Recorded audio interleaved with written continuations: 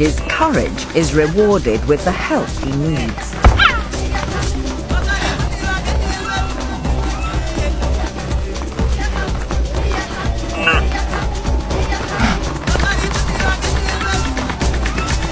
He's earned his place in an elite hunting team.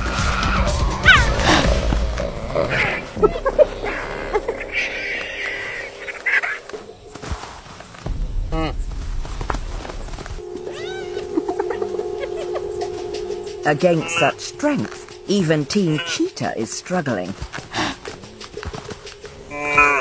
Zalika is happy to let them do the hard work.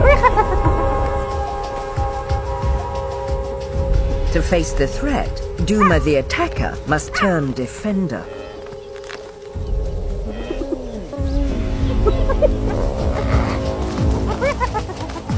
But Zalika makes a fearsome opponent. And she's not alone. They're more than a match for the cheetahs.